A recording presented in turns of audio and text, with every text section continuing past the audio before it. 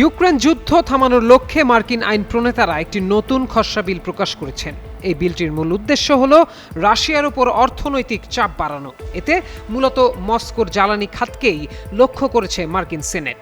বিলটি আইনে পরিণত হলে প্রেসিডেন্ট ডোনাল্ড ট্রাম্প রাশিয়া থেকে তেল ও গ্যাস কেনা শীর্ষ দেশগুলোর ওপর সর্বোচ্চ 100% পর্যন্ত শুল্ক আরোপের ক্ষমতা পাবেন। মার্কিন সেনেটে ডেমোক্র্যাট ও রিপাবলিকান উভয় দলেরই সমর্থন পাওয়া এই প্রস্তাবের আগে ভারত ও চীনের মতো বড় ক্রেতা দেশগুলোর ওপর 500% শুল্ক বসানোর কথা বলা হয়েছিল, কিন্তু পরে আলোচনা করে সেই শুল্কের পরিমাণ অনেকটাই কমিয়ে আনা হয়েছে। প্রস্তাবিত বিল অনুযায়ী সব দেশের ওপর একযোগে শুল্ক আরোপ করা হবে না, বরং রাশিয়া থেকে জ্বালানি ক্রয় করা শীর্ষ 5টি দেশের ওপর সর্বোচ্চ 100% পর্যন্ত শুল্ক বসানো হতে পারে।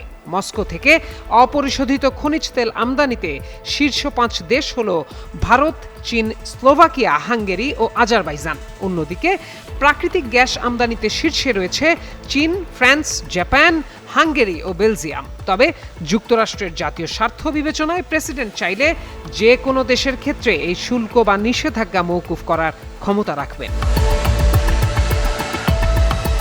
বিলে কিছু ছাড়ের ব্যবস্থাও রাখা হয়েছে। কোনো দেশ যদি রাশিয়া থেকে তাদের মোট ব্যবহারের 15% কম গ্যাস আমদানি করে এবং ভবিষ্যতে সেই নির্ভরতা কমাতে কার্যকর পদক্ষেপ নেয়, তাহলে তারা শুল্কের আওতার বাইরে থাকার সম্ভাবনা রয়েছে। এই বিধানের কারণে জাপান, ফ্রান্স, হাঙ্গেরি ও বেলজিয়াম ছাড় পাওয়ার সুযোগ পেতে পারে।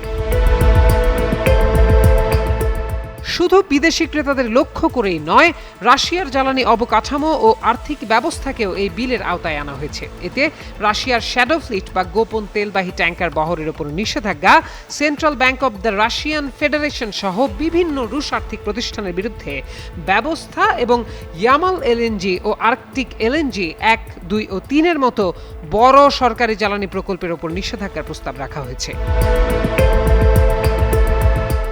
খসড়া বিলটি রিপাবলিকান সেনেটর লিন্ডসে গ্রাহাম এবং ডেমোক্র্যাটিক সেনেটর রিচার্ড ব্লুমেনথাল প্রথম উপস্থাপন করেছিলেন। বর্তমানে 26 জন সেনেটর এতে সমর্থন দিয়েছেন।